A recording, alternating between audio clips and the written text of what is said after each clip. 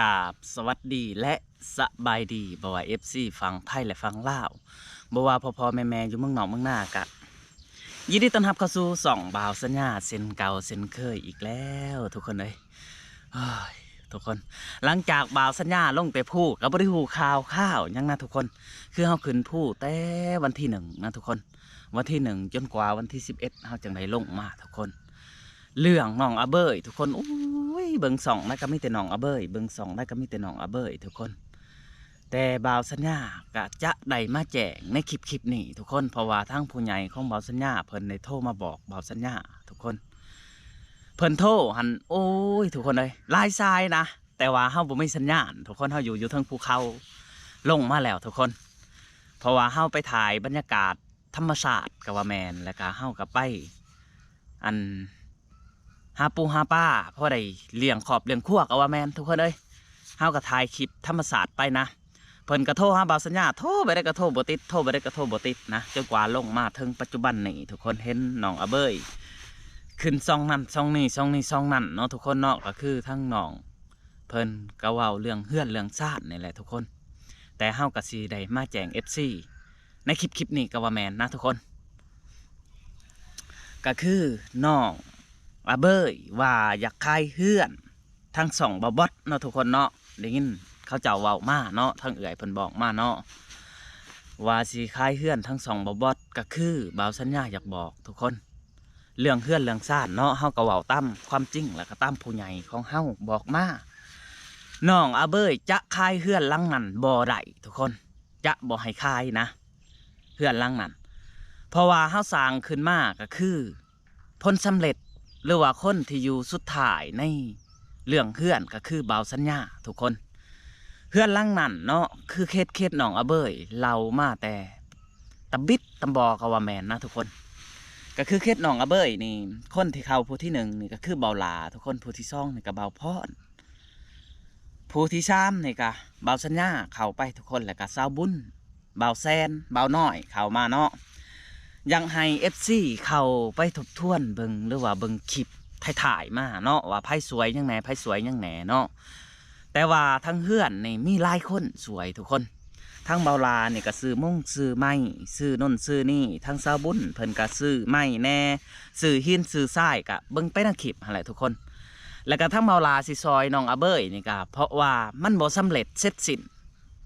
อันนี้ก็บริติส่องยูทูบเบอร์ทุกๆส่องที่อยากสวยเรือเนาะเพราะว่าเพิ่นสวยเรือสังคมอยู่แล้วทุกคนเพิ่นอยากสวยให้สำเร็จเสร็จสิ้นแต่ว่าทั้งน้องอาเบยนี่เพิ่นเป็นคนว่าง่ายๆเลยบ่าวสัญญาบอกง่ายๆเลยทุกคนเอาใจยากแล้วก็บอกยากก็คือเพิ่นก็ว่าเด็กหน่อยก็มันบ่ได้เด็กหน่อยเด้อทุกคนจนว่าเอาเมียแล้วก็นิสัยก็ยังคือเก่านะ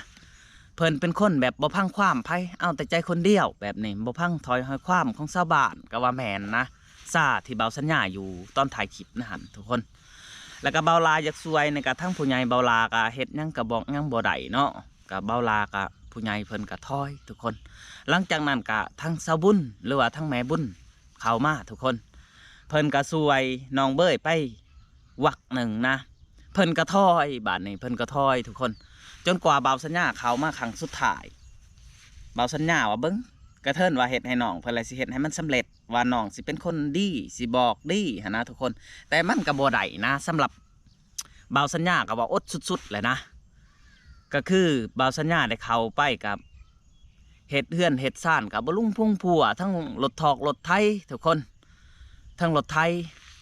ทั้งนั้นทั้งนี้แล้วก็สิมาบอกข่าวในมื้อนี้ก็คือสิเปิดเผยก็ว่าแม่นหรือว่าเว้าความจริงก็ว่าแม่นบ่แม่นว่าประจานนะทุกคนก็คืออยากบอกน้องเฮือนหลังนั้นน้องอาเบยจะบ่มีสิทธิ์ขายอีกอย่างเฮายังบ่ทันได้มอบกรรมสิทธิ์ให้น้องอาเบยนะทุกคนแล้วก็ในบงในบ้านก็ยังบ่ได้เซ็นนะคันว่าเพิ่นสิไปขายไผสิรับซื้อทุกคนเฮือนหลังนั้นบ่าวสัญญายังบ่ทันได้มอบนะแล้วก็ยังบ่ทันได้เซ็นสัญญาว่าเฮือนนี่มอบให้น้องอาเบยและรถน้องบ่าวสัญญายังบ่ทันได้มอบให้แม่เพิ่นนะทุกคนก็คือมื้อนั้นบ่าวสัญญาได้บอกน้องอาเบยกับแม่เพิ่นตอนที่เฮ็ดเฮือนชาวบุญเพิ่นเช่าเฮ็ดเลยนะทุกคนบ่าวสัญญามาสานต่อช่วงนั้นเนาะก็สิเว้าแต่เรื่องบ่าวสัญญานี่แหละทุกคน บ่าวสัญญามาสั้นต่อว่าแม่เอ้ยอาเบยเอ้ยว่าน้องเอ้ยจะพังอ้ายในเด้อว่าก็คือเฮาเว้าตลอดมาแหละทุกคนว่าเฮือนหลังนี้คันมันสำเร็จเสร็จสิ้นแล้วก็คือทั้งบ่าวสัญญานี่สิก่อตลอกตารางให้อีกทุกคนและยังบ่พอเฮาก็สิได้เฮ็ดห้องน้ำให้เพิ่นแล้วก็สีเทพื้นเฮือนหันคือเฮือนน้องอาเบยหันกับห้องน้ำมืดเฮือนของเฮือนขั้วฮะจะเทพื้นให้มืดเลยทุกคนแล้วก็เฮือนขั้วก็ได้เฮ็ดใหม่นะช่วงนั้นเฮาบอกเพิ่นหลังจากเฮ็ดเฮือนแล้วเฮาก็สิติดอันน้ำป้าให้เพิ่นหรือว่าแทงน้ำให้เพิ่นทุกคนและห้องน้ำน้องอาเบยเนี่ยเฮาก็สิติดน้ำร้อนน้ำเย็นให้อีกบอนนอนก็สิติดแอร์ให้เพิ่นบางทีสิติดแอร์เว้ากันกับเอื่อยนะช่วงนั้นนะทุกคนมันบ่แม่นช่วงนี้นะช่วงลังๆที่ตอนเฮาบอกน้องเพิ่นให้เพิ่นเป็นคนหูผู้ดีทุกคนหลังจากเฮือนแล้วนี่เฮาก็สิซื้อรถไถให้เพิ่นและรถไถนี่มันจำเป็นเฮาเลยซื้อก่อนทุกคนเพราะว่ายันได้แก่เครื่องเฮือนนะเฮาเลยซื้อรถไถก่อนหลังจากซื้อรถไถแล้วเฮือนแล้วยังแล้วสำเร็จสมบูรณ์เฮาก็สิซื้อรถมอไซค์ให้น้องอาเบยทุกคนก็คือรถจักรนะซื้อให้เพิ่นแล้วก็สิมอบเงินจำนวน20 ล้านให้พ่อแม่เพิ่นน้องอาเบย3 คนให้เพิ่นนี่ไปซื้อยังกระไดซื้อเป็ดซื้อไก่มาขายบอหรือว่ามาปิ่งขายในตลาดจุดซุ้มบอกระไดทุกคนหรือว่าสีค้าขายนั่นขายนี่กระไดก็คือเงินจำนวน20 ล้านนี่เฮาสิเฮ็ดกองทุนให้เพิ่นทำมาหากินบังเอิญว่าบอกบ่ได้กับบ่พังทุกคนเนาะจนกว่าในมือนั่นบ่สำเร็จเรื่องในทุกคนเรื่องที่บ่าวสัญญาว่าออกมาในเฮือนบ่สำเร็จนะน้องอาเบยเฮ็ดก่อนนะเฮ็ดพฤติกรรมบ่ดีก็คือว่าแหละทุกคนเอารถไถไปก็ไปเฮ็ดรถไถปีนกันบ่ยอมรับว่าตัวเองเฮ็ดปีนว่าชาวบ้านเฮ็ดทุกคนแต่บ่าวสัญญาถามว่าเสือน้องบ่ได้เสือจักดีนะทุกคนแต่ชาวเน็ตอยากเสือหรือว่าชาวโลกโซเชียลอยากเสือก็แล้วแต่เพิ่นสิคิดนะทุกคนแต่พฤติกรรมบ่าวสัญญาอยู่นี่เป็นยังจังว่าบ่าวสัญญาบ่เสือคือบ่าวสัญญาสิถ่ายคลิปทุกวันนี่ต้องเลยปลุกนะทุกคนต้องเลยปลุกเอ้าเบยเอ้ยตื่นแล้วบ่อยากถ่ายคลิปโอ้ยจังหน่อยจังถ่ายเฮายังหิวนอนอยู่ไปเมื่อคืนนี่มืดคืนจักไปใส่บ่ฮู้ทุกคนเบยเอ้ยมื้อนี้อยู่เฮือนเด้อน้องเด้อสร้างสิมานี่เวียกของเจ้านี่ก็คือแบบนี้เด้อเบยอันนี้เว้าก็เพิ่นในนอกคลิปดอกทุกคนเพราะว่าบ่ยังให้ FC ฮู้ช่วงนั้นเนาะเวียกของเจ้านี่คือสร้างมาเฮ็ดเฮือนเฮ็ดซ่านนี่เจ้าไปซื้อน้ำแข็งมาให้เพิ่นบางทีบ่าวสัญญาว่างบ่าวสัญญาก็สิซื้อน้ำแข็ง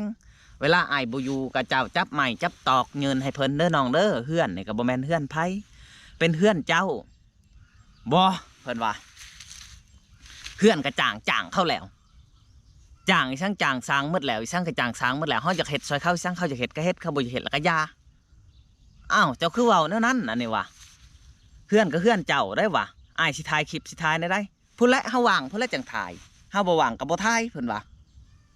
อันนี้เฮาบ่ได้เปิดเผยนะทุกคนพฤติกรรมของน้องหลายอย่างบาดนี้ในเมื่อน้องเป็นแนวนั้นแหละทั้งแม่เพิ่นเฮ็ดรถไถปีนและทั้งแม่เพิ่นประวัติในมือนั่นเอ้าเว้าให้มันสุดซะทุกคนในมือนั่นหาบ่าวสัญญานอนในเฮือนไอ้แก้วในกระต๊อบบ่าวสัญญานอนตื่นตอนเช้าไอ้แก้วบอกมาว่าบ่าวสัญญาว่ารถไถคอยน้ำมันมันเสียแล้วในรถไถหั่นนะอันนี้ว่าไอ้เอ้ยว่าไล่ไปได้น้ำมันเสียหันว่าเพราะว่าเรื่องนั้นหันเฮาสิปิดบังซะให้มันแล้วเฮือนแล้วซ่านแล้วก็บ่อยากให้อัน FC เว้ากันหลายหั่นนะเพิ่นว่าประมาณว่า50,000นี่แหละน้ำมันเสียนะหันฮะน้องก็เลยเอาเงินเอื่อยก็บอกเอื่อยว่าอาเบยหันเขาว่าอาเบยหลักน้ำมันแล้วก็เลยเอาเงินให้เข้าเจ้าหัน100,000ทุกคนให้เจ้าซื้อให้มันไล่กว่าเก่าเลยนะให้แก้วซื้อไล่กว่าเก่าเลยน้ำมันรถไถในมื้อนั้นและยังบ่พอเอารถไถไปเลยรถไถปีนฮักมุนมิ้นมืดทุกคนคือเห็นในคลิปบ่าวสัญญาไปเบิ่งคลิปบ่าวสัญญาก็ได้คันว่าบ่าวสัญญาว่าเป็นนะบ้านนี้แล้วว่ารถไถปีนและเฮ็ดยังบ่ได้และทางบ่าวสัญญาค่ะแม่เพิ่นก็เส้นมาเลยกันยาเอ้ยเดี๋ยวนี้หางคันเจ้าบ่ออกโลกโซเชียลนี่บ่ได้วะอาเบยนี่บ่ทันบ่พังทอยหอยความแล้ววะเฮานี่บอกยังเพิ่นก็บ่ได้วะ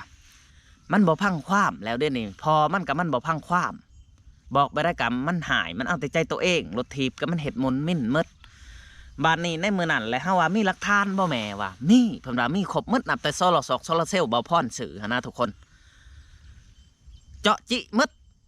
เพราะว่าเพิ่นหม่างเพิ่นเป็นคนมักหม่างนะทุกคนสมเพิ่นอยากไปเฮียนสมแป้งแน่แต่ว่าสมแป้งในบาวสัญญาก็ยังสิเว้าสู่ FC พังนะเรื่องของน้องนี่บ้านนี้มุนมิ้นมืดเอาเพิ่นมาอันนี้ว่าเอาเพิ่นมาว่ะมาเว้ากันในคลิปให้ผู้ใหญ่ได้ฮู้กันเลยว่ะมาฮอดปึ๊บทุกคนก็คือเห็นในคลิปหั่นแหละคลิปที่บาวสัญญาเดือดครั้งแรกนะก็คือเว้ากันในคลิปเฮาว่าโซลาร์เซลล์นี่ก็โตเฮ็ดมุนมิ้นมืดโตยังสิเว้าว่าคนนั้นคนนี้เฮ็ดเพิ่นเว้าคนในจุดซุ่มเฮ็ดทุกคนมันอยู่ในเฮือนโตเขาเฮ็ดเขาสิมาส่งตัวบ่นี่ว่าจังซั่นจังซี่เพิ่นก็ยังเถียงว่าบ่แม่นคนนั้นและคนนี้คนนี้และคนนั้นเหลี่ยมลายนะเบ้ยนี่ทุกคนผู้ได้ถ่ายนี่จะลงก้นหม้อเลยนะเหลี่ยมหม้อลายเว้าบ่แพ้เพิ่นดอกสำได้สำนึงบ้านนี้ยังบ่พอเท่านั้นรถไถปีนเฮาว่าหลักฐานหูบห่างรถไถปีนเจ้าอยู่กับรถไถเห็นหมดเพิ่นเลยบอกว่าเขาเจ้าเฮ็ดรถไถปีนและเขาเจ้าให้น้องอยู่ในหันและเขาเจ้าไปนำคนและคนที่มาถ่ายเอาหันผู้ที่ช่วงคอยอยู่หันเขาก็ถ่ายหูบเอาเลยก็เห็นแหละคอยยังบ่แพ้หม้ออยู่ทุกคนบ่เจ้าสิคิดว่าแนวใดบ้านนี้บ่าวสัญญากับผู้ใหญ่ทั้งบ่าวสัญญาก็เลยยกเลิกบ่ได้หมดนะทุกคนเฮาก็ตั้งว่าอยากเฮ็ดให้มันแล้วเพราะว่าเฮายกเลิกตอนนั้นคันได้นี่ก็ยังบ่ทันได้สำเร็จทุกคนแอมก็บ่ทันได้สำเร็จแต่ว่ายกเลิกนะ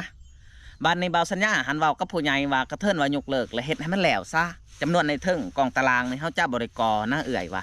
โอเคว่ะเว้ากันบ้านนี้หลังจากนั้นแหละสร้างอยากได้ค่าสร้างทุกคนอยากได้หมดเลยบ่าวสัญญานี่บ่พร้อมใจบ้านนี้แต่ว่ากระถึกสร้างอยู่ได้บ่ได้ติสร้างเด้อนี่สร้างทั้งจุดซุ่มจังได้กะขอบมกขอบใจเพิ่นทุกคนที่เพิ่นมาเฮ็ดนะ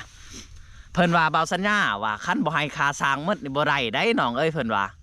แท้จริงว่าแล้วเพิ่นก็หยอกบ่าวสัญญาทุกคนเพราะว่าเฮาบ่ได้ยกเลิกเพิ่นว่าเจ้าเป็นคนยกเลิกเองอันนี้ก็ว่าเฮาก็บ่ได้อยากยกเลิกนะแต่ว่าน้องเพิ่นเฮ็ดพฤติกรรมไปสิเองผู้ใหญ่เพิ่นยกเลิกเฮาสิเอาเงินไปใช้มาให้ว่าอันนี้ว่าเลยนั่นมากับบ่าวบัวว่าบ่าวสัญญาเฮาสิชั้นต่อเด้อว่าเฮาก็ยกเงินค่าสร้างให้บ่าวบัวทุกคนบ่าวบัวก็สุดท้ายคือสิผู้ใหญ่เพิ่นเห็นพฤติกรรมน้องอาเบ้ยบ่หรือว่าจังไดเพิ่นก็เฮ็ดแต่ห้องน้ำและเงินจำนวนนั้นหันค่าสร้างหันเลยให้บ่หมดว่าสิโอนให้แม่เพิ่นคืนอยู่ประเทศสวีเดนทุกคนหลังจากนั้นแลแม่เพิ่นก็ว่ามันยากหลายก็มอบให้ซุมเจ้าคนละหลานใช่ลูกเอ้ยว่ะก็มอบบ่าวพรบ่าวน้อยบ่าวบัวแล้วก็บ่าวสัญญาทุกคนละหลานนะจังได้ขอบมกขอบใจแม่เพิ่นอันนี้เว้าที่ผ่านมานะทุกคนบ้านนี้หลังจากนั้นบ่าวสัญญาออกปุ๊บแต่เฮือนน้องอาเบ้ยบ่าวสัญญากับไปเบิ่งคลิปในต้นมักบกกระไดทุกคนบ่าวสัญญาว่าแบบซี่แม่ว่าเจ้านี่บางที่กะสิได้อยู่น้ำอาเบ้ยบางที่กะสิบ่ได้อยู่กะสิเบิ่งตามFCเว้าตามคอมเมนต์นี่แหละบัดนี้แม่ว่าคันว่าคอยบ่ได้ช่างนี่บ่ได้เด็ดขาดคอยมานี่คอยต้องได้คือกันในเฮือนนี่ที่แรกว่าแม่เพิ่นสิมาส่งเสริมลูกบังเอิญว่ายังมากุยเอาสมบัติน้ำลูกคือกันนะทุกคนอันนี้นะบ่าวสัญญาสิว่าไปซันเลย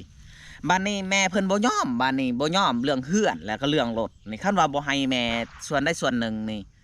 แม่เพิ่นจะบ่ยอมนะทุกคนบ้านนี้เฮาก็บ่อยากให้มันผิดของตองเที่ยงก็เลยเว้ากับผู้ใหญ่ทั้งบ่าวสัญญาทุกคนว่าแม่เพิ่นนี่บ่ยอมแล้วบ่ยอมและเอื้อยเพิ่นว่าคันเว้าไปซั่นกะฮอดมือมอบซะให้เจ้าเว้าเด้าๆใส่แม่เพิ่นเด้อว่ารถไถนี่สิให้ถึกแม่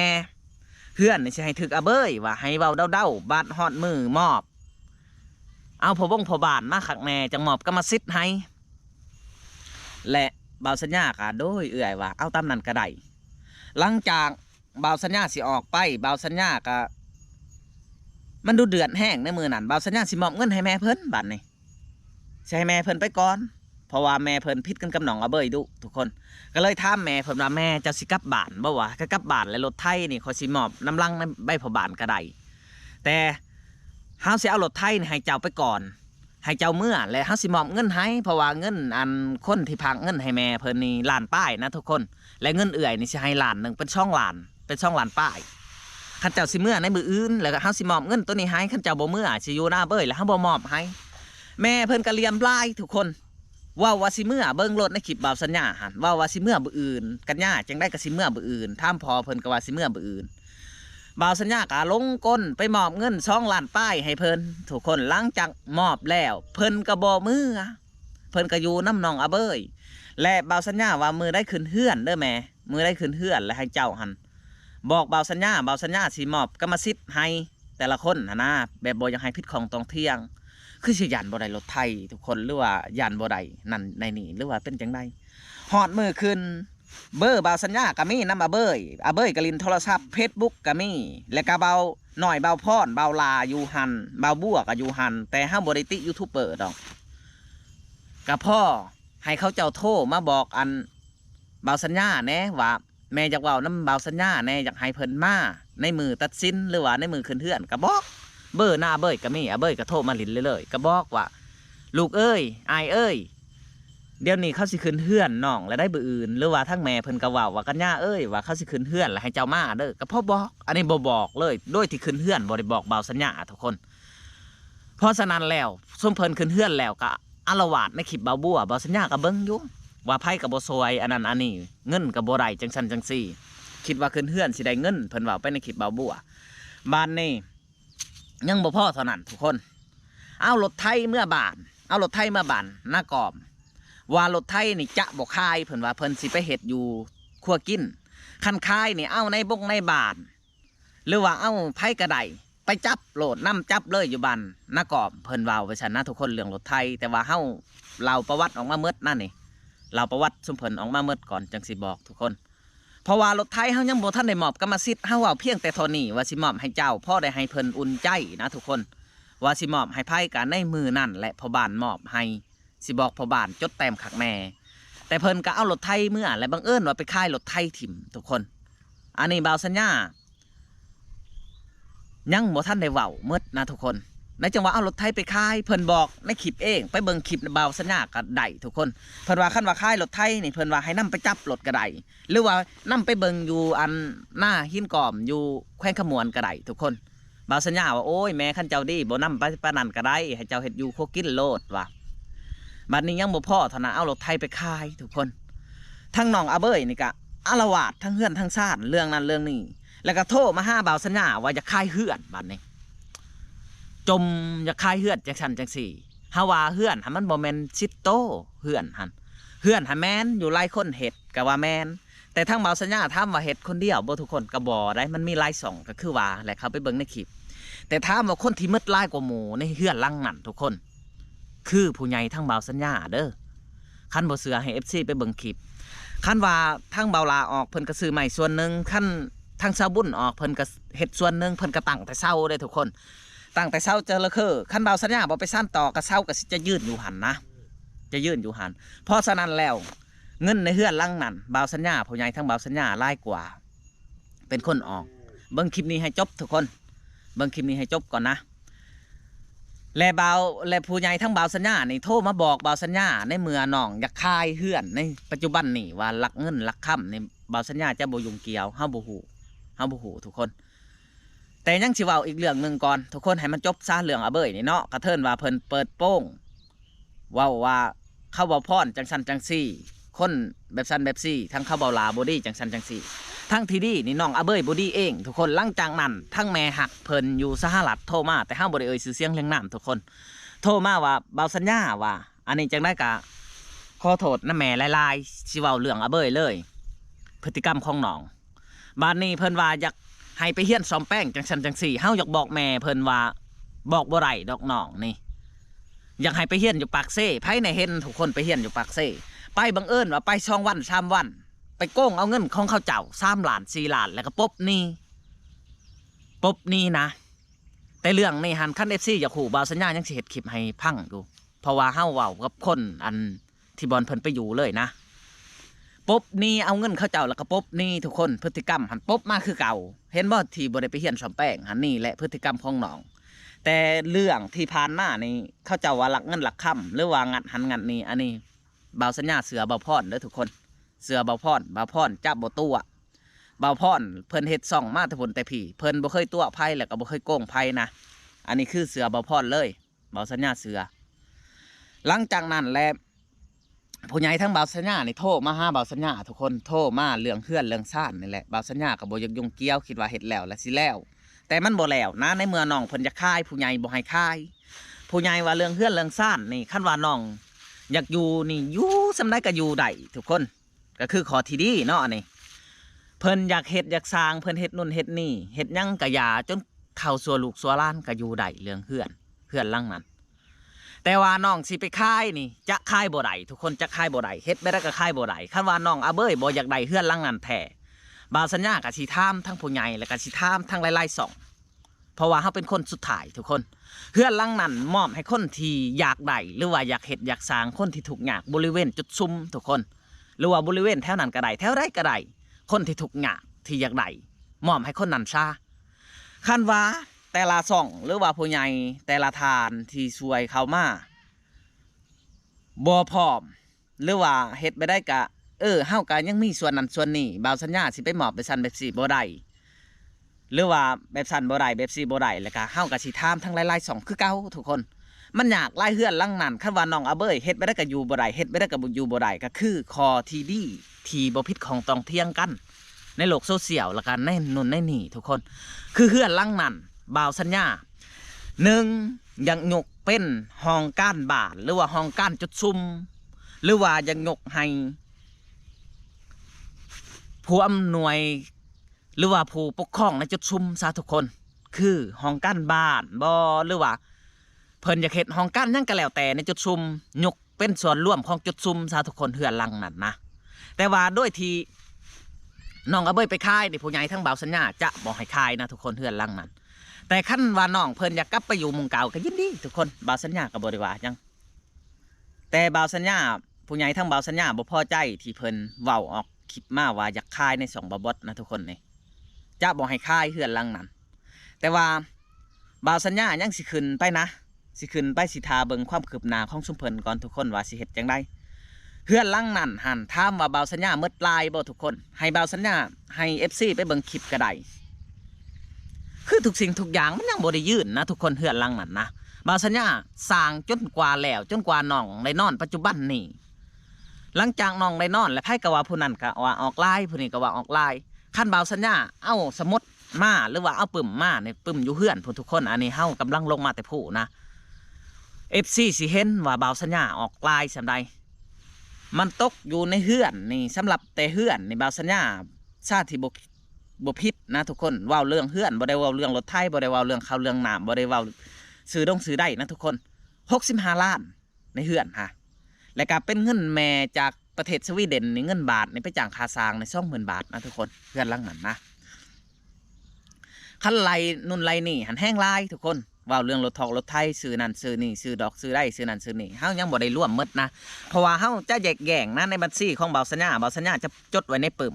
คือเฮือนกับส่วนเฮือนทุกคนรถกับส่วนรถเงินกินกับส่วนเงินกินหรือว่าเงินเห็ดนั่นเห็ดนี่บ่าวสัญญาจดไว้หมดทุกคนจดแต้มไว้หมดแต่ว่าเฮือนหลังนั้นน้องจะคายน้องอาเบ้ยจะคายเนี่ยฝากถึงน้องอาเบ้ยเลยทุกคนจะบ่ให้คายเด้ออาเบ้ยบ่ให้เจ้าคายเฮือนหลังนั้นคันว่าเจ้ามีปัญหาเรื่องใดเรื่องหนึ่งเจ้าโทรมาหาเฮาก็ได้เบอร์เก่าเบอร์เก่าหรือว่าเฟซเก่าเจ้าโทรมาเคลียร์กับอ้ายก็ได้คันว่าอันนี้บ่าวสัญญาจะบ่ได้ว่ามีสิทธิ์เรื่องเพื่อนเรื่องชาตินะทุกคนคือผู้ใหญ่ทั้งบ่าวสัญญาเป็นคนสร้างนะเพิ่นบ่ยอมนะเพิ่นบ่ยอมให้น้องคายเพิ่นว่าคันว่าอาเบ้ยเฮ็ดบ่ได้ก็อยู่บ่ได้เฮ็ดบ่ได้ก็อยู่บ่ได้ก็คือว่าอะไรทุกคนมอบให้เป็นของการจุดซุ่มซะจบนะฮันทุกคนเรื่องอาเบ้ยนี่เฮาก็บ่อยากยุ่งเกี่ยวไล่เรื่องมันลำบากคันว่าน้องเป็นคนดีนี่เปรียบเหมือนบ่าวสัญญาทุกคนอันนี้ก็ขอโทษขออภัยนำ FC บ่แม่นว่าเฮาก็ดีทุกฝ่ายดอกเฮาก็มีส่วนได้ส่วนเสียส่วนลุบก็มีทุกคนหลายอย่างกันเว้าเรื่องอันนิสัยใจคอของเฮาเนาะเว้าง่ายๆคันว่าบ่าวสัญญาเป็นน้องอาเบ้ยเขาเจ้าสวยซำนั้นโอ้ยทุกคนเอ้ยพ่อแม่ที่สวยมากหรือว่าไอ้น้องที่สวยมากยูทูบเบอร์แต่ละสองหันบ่าวสัญญาสิยกไว้อยู่ป้ายไม้พุ่นเว้าอีลีทุกคนบ่ได้ฮอดชาวบุญแล้วก็บ่ได้ฮอดบ่าวสัญญาบ่ได้ฮอดบ่าวพรบ่าวสัญญาสิเฮ็ดจบแต่น้ำบ่าวลาเลยบ่าวสัญญาสิเป็นคนที่ดีคันเฮาดีนี่อยู่ไสไผก็ว่าดีนะทุกคนคันเฮาดีนี่อยากไปอยู่เมืองผาเมืองแทน แผ่นดินหรือว่าอยากไปอยู่โคกอยู่ป่าเขาก็ว่าดีคันว่าเขาเป็นคนขี้หลักในทุกคนไปในใช้ไผก็ว่าขี้หลักเด้อไปในใช้เขาก็ว่าบ่ดีเปรียบเหมือนบางคนว่าบ่าวสัญญาเจ้าอย่าพังภายเดียวนะว่าเขาว่าอาเบยนี่ดีจังสันจังสี่คนนี่อิจฉาอาเบยว่าอาเบยขี้หลักนักปุ่นบ่าวสัญญาจะบ่เสือแบบสี่ทุกคนเปรียบยกตัวอย่างคนใดคนหนึ่งที่ดีหรือว่าคนนั่นดีหรือว่าเปรียบใส่บ่าวสัญญาเลยก็ได้ทุกคนในบ้านบ่าวสัญญาว่าบ้านบ่าวสัญญาบ่ดีเขาห้านบ่เว้าว่าเฮาบ่ดีเพราะว่าเฮาเป็นคนดีนี่เขาห้านบ่เลยเว้าให้ไผไปถ่ายคลิปก็ได้เขาห้านบ่เลยเว้าว่าเฮาเป็นคนบ่ดีเขาก็ย่านคือกันเพราะว่าเฮาเป็นคนดีแม่นบ่ทุกคนนั่นแหละเขาว่าคนดีนี่กินบ่บกยกบ่ลงทุกคนตกน้ำบ่ไหลตกไผบ่ไหมอันนี้ในเมื่อน้องเป็นในนั่นแหละน้องเป็นคนบ่ดีเพราะว่าน้องนิสัยของน้องหันแต่บ่าวสัญญาอยู่หันเพิ่นบอกน้องว่าเพิ่นบอกบ่าวสัญญาว่าเพิ่นเลิกยาบ่ได้ทุกคนว่าเลิกยาบ่ได้ซะถามว่ายาซังก็ FC สิหัวเอาเองว่ายายังกินแล้วมักไปกลางคืนมักหลักมักปุ่นมักงัดมักนั่นมักนี่ก็คือยานั่นแหละทุกคนบ่าวสัญญาสิเว้าตรงๆแต่บ่บอกสื่อซ้ำนี่ก็ฮู้แหละนิสัยของน้องอันคือเอาแต่ใจเองเวลาไผไปถ่ายคลิปนี่ก็ต้องปลุกเอาปลุกก็ต้องปลุกให้มันถึกเวลาคันปลุกเอาถึกเวลาค่อยหายเจ้าซ้ำแบบสี่หั่นนะทางอาเบยฮะคัน FC ทานได้ที่บ่เสือน้องอาเบยเฮ็ดไปยังบ่เสือน้องอาเบยเอาน้องอาเบยไปอยู่นํเลยทุกคนบ่าวสัญญาขอบ่ให้อยู่หลายขอให้อยู่ทิศเดียวเจ้าสิฮู้เองว่านิสัยของน้องเป็นจังไดทิศเดียวทุกคนบ่เอาเป็นเดือนก็อย่าเอาทิศเดียวก็ได้หรือว่าอดบ่ได้ทิศหนึ่งให้ไป3 วันเลยทุกคนแต่อันนี้บ่แม่นว่าประจานน้องบ่าวสัญญากับมือไงต้นทีถ่ายน้องบอกไม่ได้กับบ่พังทุกคนและก็สัมบ่นำไปว่าบ่าวพรเป็นจังสันจังสี่และบ่าวสัญญาอดบ่ได้เป็นยังจังว่าไปสั่นอีกอย่างก็เฮาเสือบ่าวพรทุกคนเฮาก็เลยอยากให้หูน้ำกันว่าพฤติกรรมของน้องเป็นจังไดแต่ว่าเรื่องคายเฮือนในเฮาจะบ่ให้คายนะทุกคนจะบ่ให้คายคันเว้าจังไดก็อยู่บ่ได้แล้วก็สิยกให้เป็นของกันบ้านซะคันผู้ใด FC ทานได้ที่บ่พอใจทุกคนหรือว่าผู้ใหญ่ภายได้ภายหนึ่งที่บ่เข้าใจหรือว่าบ่พอใจก็ขอโทษขออภัยทุกคนก็คืออยู่ในส่วนเฮือนนี่เฮาเป็นคนสุดท้ายเด้อทุกคนเฮาเป็นคนสุดท้ายและเงินในเฮือนหลังนั้นเฮาก็เสียหลายกว่าหมู่นะหลายกว่าหมู่เลยคันว่าจากไหลแต่ว่าคันว่าเพิ่นบ่พร้อมเฮ็ดบ่ได้ก็บ่พร้อมก็สิปรึกษากันกับเพิ่นให้เป็นของกันบ้านซะทุกคนหรือบ่สนั่นเพิ่นพร้อมก็ให้เป็นเพื่อนคนทุกข์คนยากต่อไปซะคันว่าน้องอาเบยอยู่บ่ได้นั่นให้ไปตามน้องเพิ่นซะเฮาบ่อยากยุ่งเกี่ยวหลายอย่างทุกคนเป็นจังจังว่าบ่าวสัญญายุ่งเกี่ยวในเรื่องอาเบยเรื่องคลิปอาเบยเรื่องอันนี้เพราะว่าผู้ใหญ่ทั้งบ่าวสัญญาเพิ่นบ่ยอมเพิ่นเห็นน้องอาเบยอยากขายคือเงินนี่เพิ่นก็ออกลายนะทุกคนหั่นเพิ่นออกลายบ่าวสัญญามีสมุดขักแน่ทุกคนและก็ให้ FC ทุกทานที่เบิ่งทุกช่องเนาะให้เขาไปเบิ่งว่าไผเป็นคนเฮ็ดแล้วก็คือบ่าวสัญญาทุกคนและไผเป็นคนอันที่เฮ็ดสำเร็จเสร็จสิ้นจนกว่าน้องได้นอนก็คือผู้ใหญ่ทั้งบ่าวสัญญานะและทั้งภายได้ภายหนึ่งเสียเอาไปผลไปผีจะบ่ได้ทุกคนจะบ่ได้ยูทูบเบอร์เฮาทุกช่องต้องพิจารณากันเบิ่งก่อนแล้วก็ต้องปรึกษากันเฮาบ่แม่นว่าเฮาสิมีสิทธิ์ว่าเฮาสิไปยกให้ห้องการในบ้านจุดซุ่มเลยบ่แม่นทุกคนเฮากันยังสิถามยูทูบเบอร์ทุกช่องว่าผู้ใหญ่ทั้งเจ้าว่าแนวใดแน่สิให้ยกให้บ่ทางห้องการจุดซุ่มหรือว่าเฮาสิเอาเฮือนหลังนี่ไปมอบให้คนทุกคนอยากบ่คันว่าน้องอาเบยกลับมาอยู่คือเก่าทุกคนก็ให้เพิ่นอยู่เลยอันนี้คือบ่าวสัญญาเว้าเตือนย่านเพิ่นบ่กลับมาอยู่หั่นนะทุกคนเพิ่นสิคายและเพิ่นสิไปอยู่บ้านเมียคือเขาเจ้าว่าหั่นจะคายบ่ได้เด้อทุกคนจะคายบ่ได้เอาทุกคนในอันนั้นคลิปนี้หรือว่าในสุดท้ายสุดคลิปนี้นะบ่าวสัญญาก็สิได้โจ๊ะเพียงเท่านี้ก็เฮาก็สิได้เบิ่งคลิปอาเบยอีกต่อไปนะทุกคนคันว่าน้องเพิ่นอยู่บ่ได้และเฮาก็สิติดต่อยูทูบเบอร์หลายๆช่องหรือว่าผู้ใหญ่ใจดีทุกทานสิช่วยเข้ามาในเฮือนหลังนั้นนะเฮาก็สิพิจารณาหรือว่าเว้ากันกับเพิ่นลองเบิ่งว่าเฮือนหลังนี้สิพร้อมยกให้คนถูกต่อไปบ่หรือว่าเฮือนหลังนี้สิพร้อมยกให้ห้องการบ้านบ่เพราะว่าเฮาก็ออกลายส่วนนั้นเฮาบ่อยากให้คายทุกคนคันเฮาอยากเอาเงินให้เพิ่นเฮาบ่สร้างเฮือนก็ได้ทุกคนเอาเงินไปให้เพิ่นโหลดก็จบเห็นว่าเฮาสร้างเฮาก็อยากให้เพิ่นอยู่อยากให้เพิ่นเป็นมีชีวิตชีวาหรือว่ามีชีวิต ที่ดีขึ้นนะทุกคนแต่ในน้องเพิ่นปะย่อมปะย่าบ่ได้หรือว่าปะในไซขี้หลักนักเล่มบ่ได้กะเฮากะบ่สร้างสิว่าทุกคนเลยนั่นแหละเฮาจังออกมาไซเดินป่าเฮาปวดสมองทุกคนในเรื่องนี่นะคือบ่าวสัญญานี่จะเป็นคนตรงเด้อทุกคนเรื่องไปไซบุญนี่จะบ่เอียงพุ่นเอียงพี่คือเขาว่าอาเบยบ่ดีนี่คันเขาเจ้าสวยมาเฮาก็สวยไปตามผู้ใหญ่ที่เขาสวยเพราะว่าเขาอยากสวยเฮาก็ไปให้บ่แม่นว่าเฮาสิลำเอียงหันลำเอียงนี่เฮาก็ฮู้อยู่ว่าเพิ่นเป็นคนบ่ดีแต่ผู้ใหญ่ทั้งเพิ่นว่าดีก็เอ้าให้เพิ่นเพราะว่าเฮาบอกเพิ่นบ่พังเลยเด้เฮาก็ให้ตามเพิ่นหลังจากนั้นบ่าวสัญญาว่าเฮ็ดดีบ่ได้ดีทุกคนบ่าวสัญญาคิดไปคิดมาเด้อว่าเรื่องทำบุญอันนี้เฮาสิทำบุญในใช่ก็แล้วแต่ก็คือผู้ใหญ่ทุกทานที่ทำบุญน้ำหนองอาเบยนี่บ่ได้บุญซ้ำทุกคนได้บาปเด้อบ่แม่นว่าได้บาปจังนั้นก็ขอโทษขออภัยนํผิดของสองเที่ยงกันในเฮาบ่ได้บุญได้ทุกคนคนที่ได้บุญหาคือเฮาสร้างแบบเขตอื่นบ่สร้างไปแล้วเขาเจ้าบ่ผิดของสองเที่ยงอันนั้นได้บุญส่วนลอยเลยนะแต่ว่าทั้งหนองอาเบยนี่บาปหมดทุกคนแล้วก็ปวดสมองหมดทุกคนแล้วก็โอ้ยหลายๆอย่างมีแต่ทางการเมืองทั้งนั้นทุกคนเขาเจ้าเว้ามานะแต่บ่าวสัญญากับบ่ได้เกรงเรื่องนั้นดอกแต่ว่ามาห้ามน้องบ่ให้คายเฮือนซื่อๆคันน้องอาเบยอยากคายกะคายบ่ได้บ่มีสิทธิ์คายเพราะว่าใบกรรมสิทธิ์เฮายังบ่ทันได้มอบให้ในบงในบ้านยังบ่ได้ขึ้นชื่ออาเบยเด้อทุกคนสำหรับคลิปนี้ท้ายนี้บ่าวสัญญาก็สิได้จบคลิปเพียงเท่านี้สำหรับ FC ท่านใดหรือว่าพ่อแม่ที่อันว่าบ่าวสัญญาเว้าผิดก็ขอโทษขออภัยเพราะว่าเฮาก็เว้าตามผู้ใหญ่เฮาเงินเฮากะมีรายอยู่นะหันทุกคนเพิ่นบ่พอใจในน้องเพิ่นอยากคายเฮือนคายซ่านเอามาสุดท้ายสุดนี่สำหรับคลิปนี้บ่าวสัญญากะสิได้โจ๊ะคลิปเพียงเท่านี้จังไดกะขอบมกขอบใจ FC ที่เบิ่งแต่ต้นจนจบเนาะทุกคนเนาะช่วงปีใหม่นี่ก็ขอให้พ่อแม่หรือว่าผู้ที่เบิ่งคลิปนี้ก็ขอให้อายุมันขวัญยืนทุกคนเนาะความเจ็บอย่าสุใดความไข้อย่าสุมีปราศจากโรคภัยไข้เจ็บทุกคนสำหรับคลิปนี้เนาะบ่าวสัญญากะสิได้จบคลิปเพียงเท่านี้ขอกล่าวคำว่าสบายดีและสวัสดีโอเคทุกคน